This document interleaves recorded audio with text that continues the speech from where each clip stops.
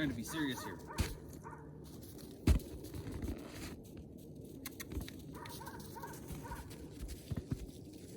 Okay, good. Now, I mean it.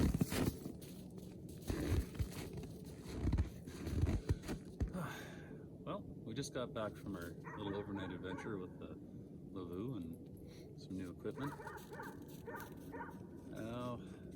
Before you watch the video, you should know that I'm a very sarcastic person. I don't take a lot seriously. And we tried some things. We made fun of a few things. We had a good time. This isn't some bushcrafty survival kind of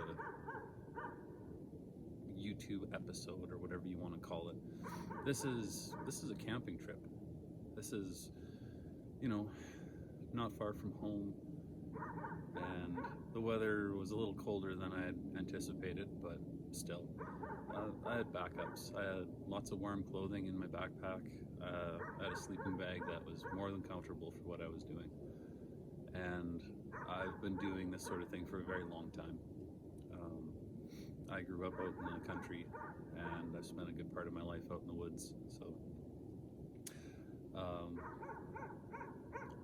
I show everything as it happened. I don't try to sugarcoat anything.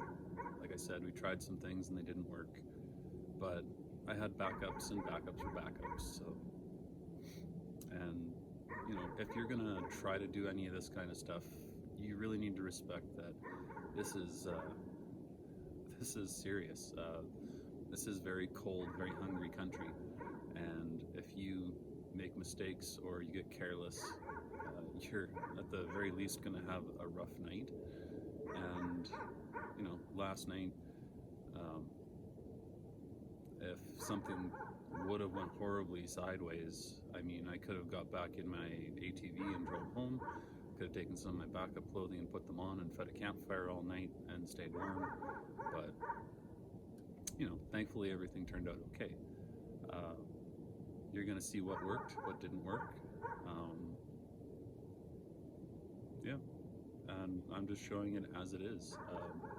Nobody needs to get offended over anything that I say or do. I like poking fun at a few people. Shout out to a couple of people.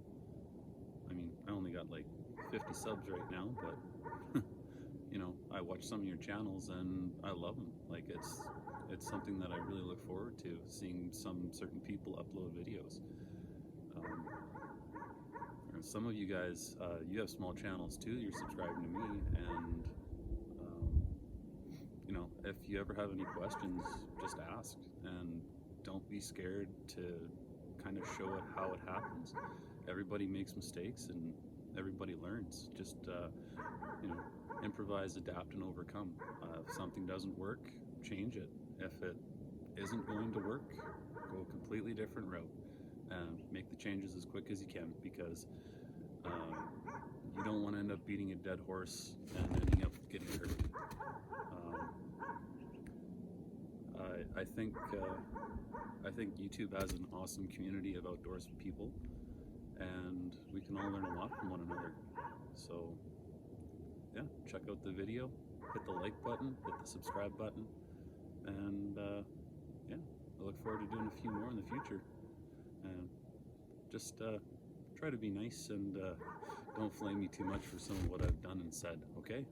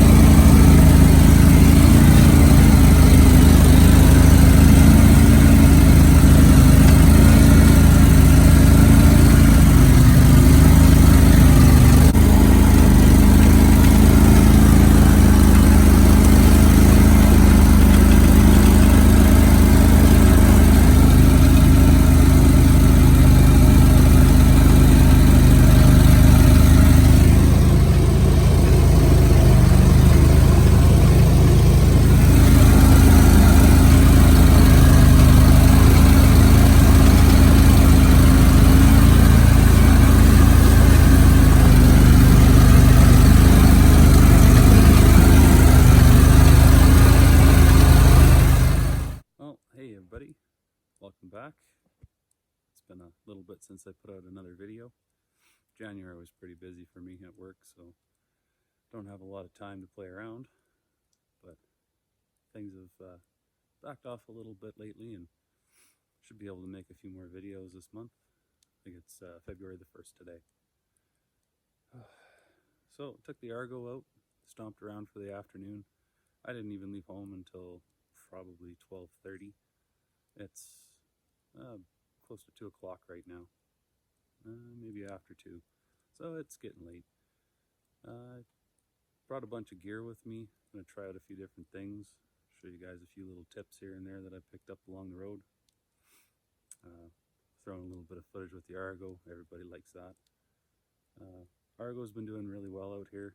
Right now we've got about roughly 2 feet of snow, and the weather's been really mild for the last probably 2 weeks. It was even up to +3, +4 a couple days ago, so hasn't been crazy cold, but weather was changing. Yesterday we had winds about 40 kilometers an hour, mostly from the west, a little bit from the north.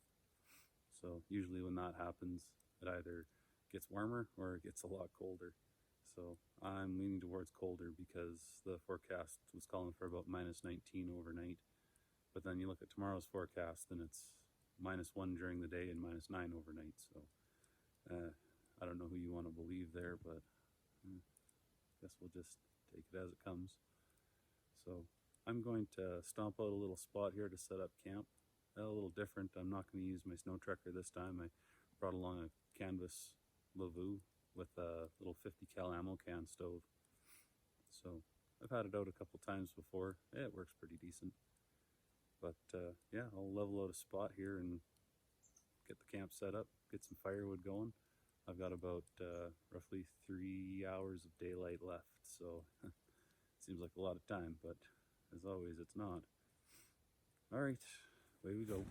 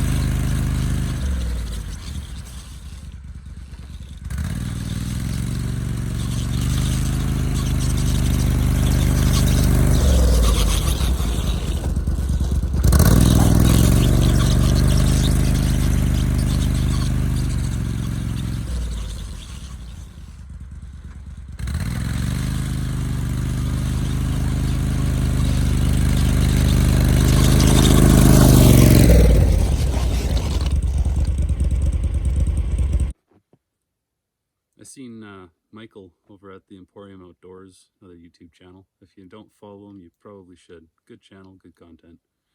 But he tried out these Ninja ice gloves, so I figured I'd give them a shot. They're good. They're warm. Only problem I find with them is that I've got fairly big knuckles, so these actually are fairly tight right in the first part of my finger. And after about -10, my fingertips start getting cold because it cuts the circulation off. But not a bad glove. Waterproof, rubberized, nice and soft inside. So I'll wear them for a bit, see if they stretch in. I just got them a few weeks ago, so yeah. We're gonna cut some boughs. Got my silky gomboy. Actually a really good saw. If you followed my first little moose hunting trip there with my snow tracker, for the first 3 days I was there, actually, I wanted to see if it was possible to keep that big Nyko stove going with just this saw, and I didn't have any problems. Just cutting 4-inch kind of dry logs with it. So these are all over YouTube. Just about everybody uses them, and there's a reason for it. They work really well. I've got a silky big boy. I've had it for a few years now, and I was packing it on my snowmobile and my ATVs, and it was good. It was just big. It's really hard to store that saw in a tunnel bag on a newer sled. It's just too long. Like the Big Boy 2000 folded is probably as long as this is extended. Yeah, really happy with this saw. So we'll cut some boughs up, get them on the ground, and we'll punch out the Lavvu, get the stove in it, and then we'll start working on a fire. I actually picked this spot because there's a good collection of dry spruce and a few pine trees down both sides of this trail. I drove around until I found a spot with good firewood. When it comes to staying out in the wintertime, location, location, location. I don't care if it has $1 million view. I don't care if it's pretty and it's on some little knoll next to a lake.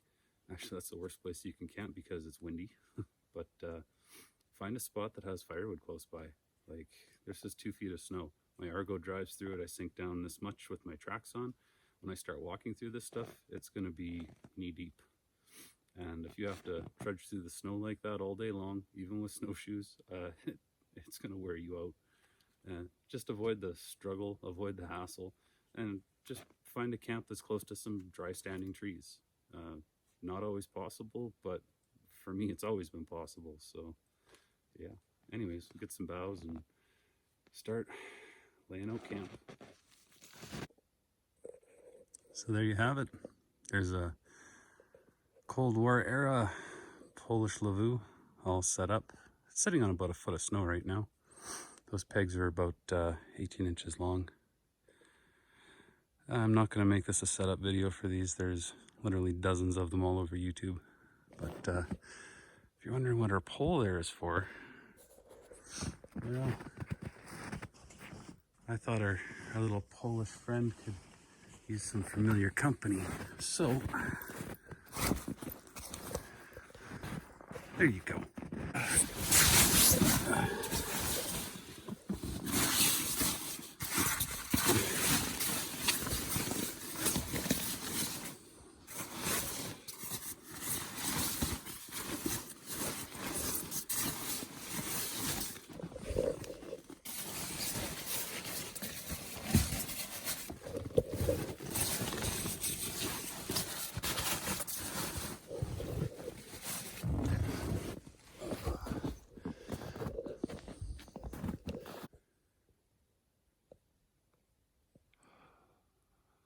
Well, there's a survival tree.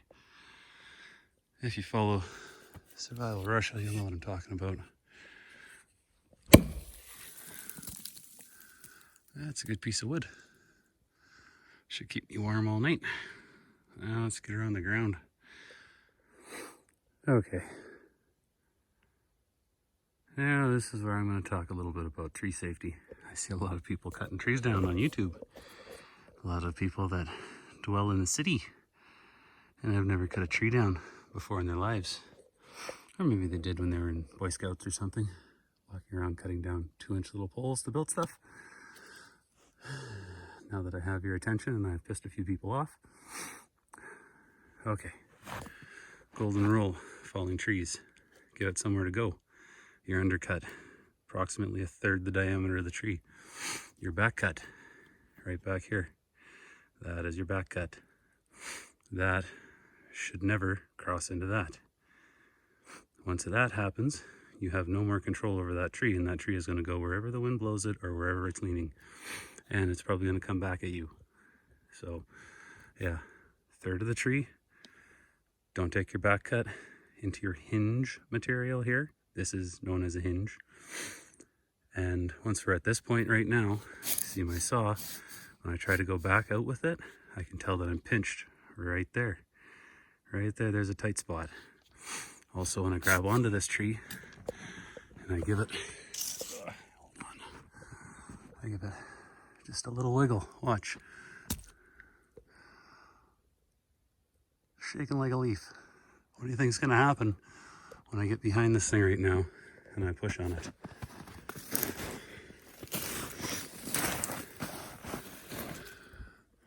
Even though that tree is clearly leaning back towards me.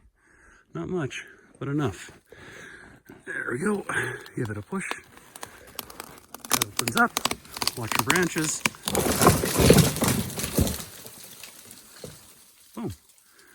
There we go. Tree safely fallen. Remember, back cut, undercut, hinge. See, as that hinge breaks away, it breaks down here, and that keeps the tree from coming back here, hit you in the nuts. Okay? Yeah. Don't get hung up on this 1/3 part. 1/4 is usually enough. But, well, there's my tip of the day. Here you go, Marty. No cheating. No chainsaw. Just a little gone boy. And that very, very old double bit Halfords Brooks axe. But we're only halfway done. I need another tree like that. Here's a firewood hack for gathering. Well, there's 2 for the price of 1. Bring whole logs to your camp. So you can kind of see over there, the sun is definitely below the horizon. This is just a few, 45 minutes before it starts getting actually dark. So we gotta hustle and get our logs back to the camp. The reason we do that, once we have a fire going, we can sit around the fire, play with the saw, make all kinds of little pieces. You don't want to be out here cutting little pieces and then having to carry them all the way back to your tent or your fire ring after dark. No, move big pieces. These are approximately 6 feet long. Move your big pieces back to the camp, deal with them at your leisure. Oh, and use your head.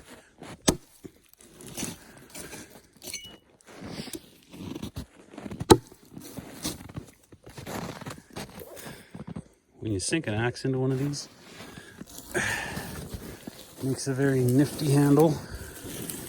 Pull that log anywhere you want to go. You got one end off the ground. It takes half as much effort to drag it. I got 2 axes. I think I can move 2 logs at a time. What about you? Not very far to go. We'll see.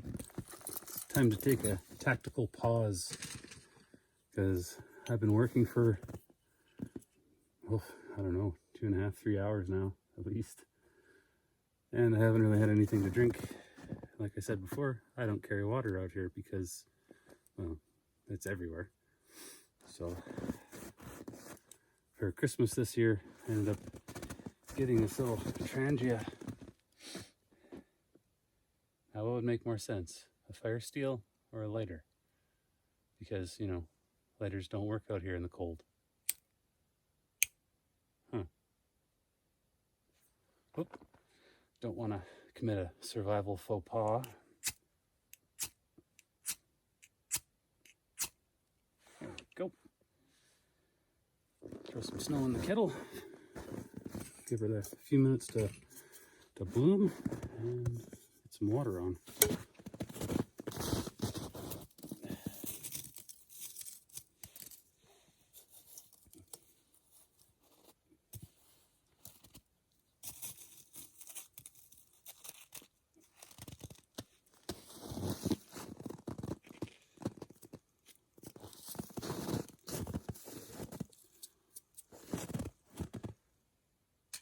There we go.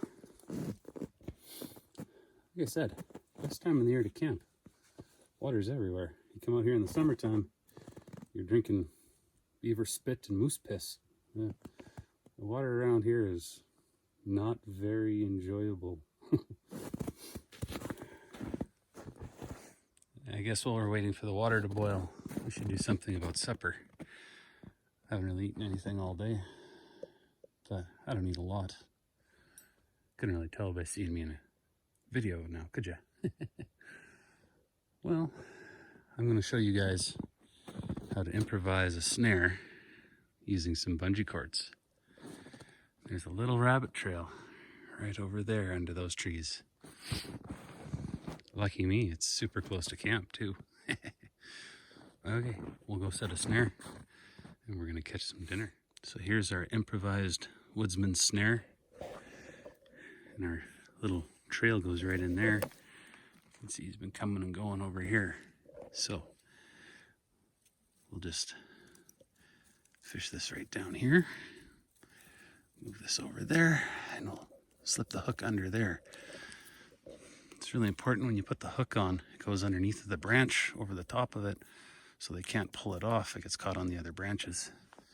You leave that loop nice and close to the ground. He'll hop right through there, pin his shoulders against it, try to run, and that'll tighten right up on him. Okay, let's go get something to drink. Like I said, the snow is about 2 feet deep. A lot of these places it's almost up to my knee, maybe a little bit past. Let's see what Trangia is doing. Oh, we almost got water. Of course, water is boring, so let's find something to put in it. The little cook kit there.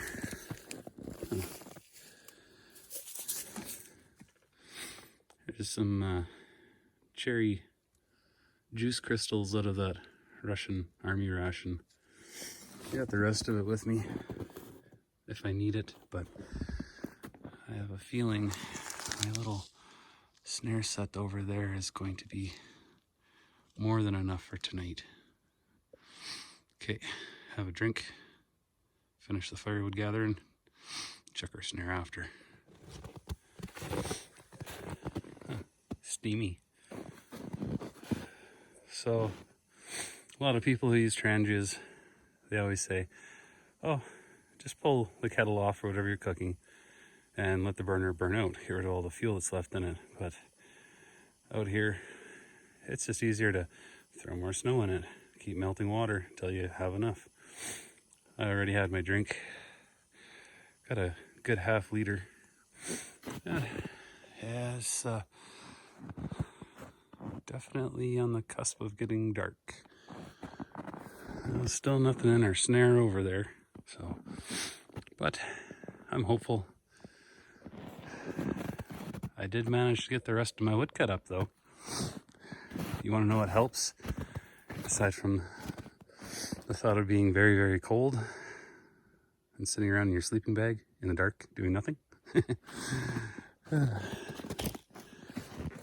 That I did in 5 minutes with that saw what took me an hour and a half to do with my Gone Boy. I mean, if you have the tool, use it. I got nothing against doing things the hard way, but don't try to bullshit people on videos. They show up and in an hour you have a huge camp set up with chairs and tents and poles and stakes and a big stack of firewood and all that shit. No, Use the tools you have and don't bullshit people about it. I mean, I have everything but the kitchen sink in that machine right now. Actually, I think I might have a kitchen sink in there. Probably do. Anyways, if you have it, use it. That's what this is about. These guys that do these survival scenarios, going out in a controlled environment with a bag full of everything that you're going to need to make a video. I mean, it's cool. It's good entertainment, but it's not reality. People come out here, they do what I'm doing right now. We bring what we want to bring. We bring what's going to make us comfortable. The Lavvu tonight, I mean, it's pretty much foolproof. I've used it before. And that's what this is about. It's about training, practicing, you know, for your bug out scenario or whatever you have rolling around in your head. But I mean, yeah, be honest about what you're doing. I was running out of daylight, obviously. Out comes the saw, no question about it. I'm not gonna sit out here in the dark and freeze my ass off. I'm gonna have a very comfortable night, thanks to that little guy right there. Oh, by the way, that's a MS-170, biggest piece of shit Still has ever built. Don't buy one of these. This was 200 bucks, brand new out the door. Cheapest still saw I've ever seen. You know what? It ain't worth 200 bucks. I'd probably sell it right now for 50 bucks. It hates to start, hates to run, hates to be cold, has no power. And you make that chain as sharp as a razor, and it still doesn't help anything. It doesn't have the power to turn it. Yeah, I know saws. Been around a lot of them. That, still, what were you thinking?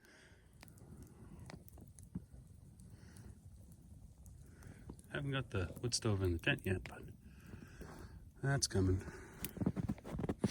Need to go check our snare. See if you're lucky, got something for supper in it.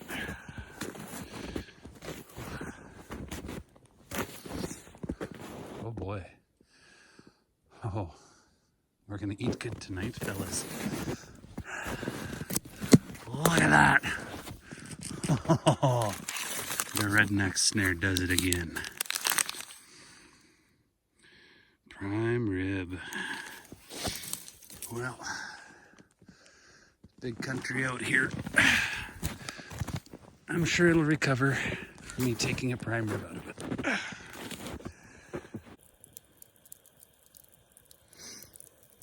Well, we already have a problem. I didn't bring a snow shovel with me, so this is all built on the snow. And there's been enough heat that it made a well underneath my base log. And yeah, it's not burning very well for some reason. That's probably it.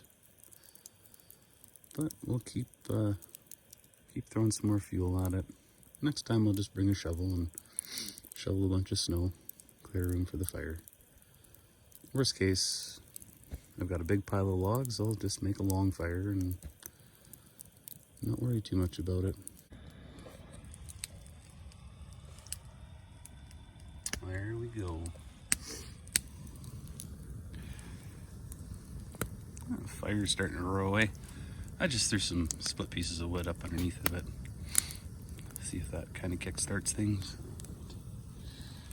Oh, I'm starving, and that is delicious.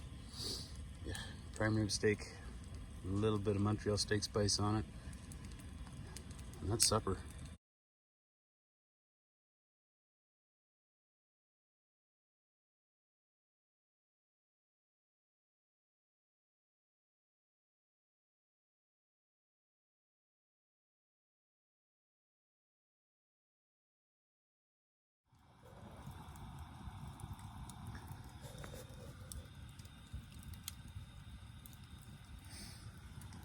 Our Siberian log fire is a bit of a bust.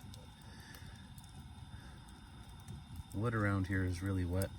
It's kind of what I was scared of coming out here right now. We had a very, very wet summer up here. It rained for pretty much 2 months straight, and then it got cold, everything froze, and the wood is it's a little damp. I know it's actually the wood because I can't really see my little stove there, but I carved up a whole pile of feather sticks, and I just barely got it going. So, but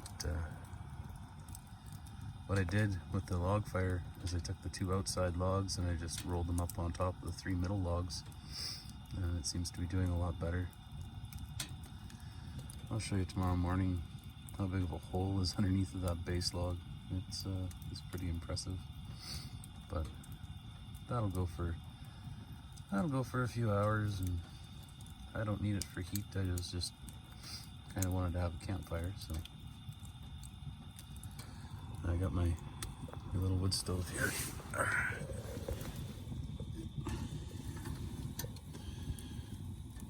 It's not doing great, but it's better than nothing.